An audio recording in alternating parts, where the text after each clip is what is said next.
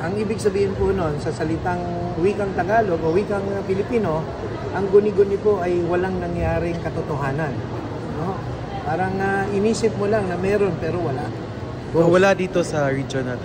Sinisigurado ko po, base po sa report po ng ating tao, ang Region 7 po ay wala hong ganyang klaseng proyekto.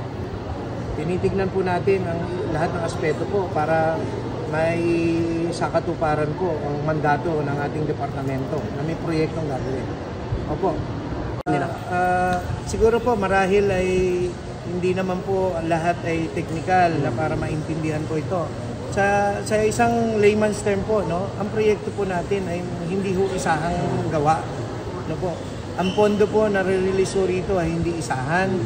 Patuloy ho to, kaya nga ho may yearly budget po tayo kung ano po yung dapat simulan at prioridad, yung po ang unahin natin gawin. So, may mga pagkakataon, kagaya po nito, naging suliranin po ng bawat isa ang pagbaha. Pero, yun nga po, ang binabanggit ko po, ang pagbaha po ay hindi ho lamang isa ang kadahilanan. Hindi lang infrastruktura po ang dahilan kung bakit kaya tayo bumabaha kasi hindi maganda yung pagkagagawa ng flood control or kulang. Ito po ay holistic na i-intervene po yung lahat ng stakeholders, LGU man, social ano natin, mga tao po, yung ating involvement ng ating society para sa ikakaganda po ng sistema.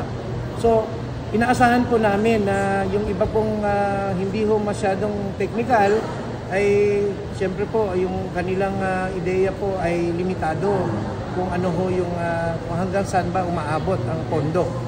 So may kanya-kanya pong programa sa bawat pondong dumarating kung hanggang saan naman po aabot ang ating struktura. So pwede nyo hong tingnan, nakagaya ng binabanggit nga po, na may dashboard po kung ano ang sitwasyon at saka kung ano po yung itsura po. Excuse me po, ang pwede nating makita.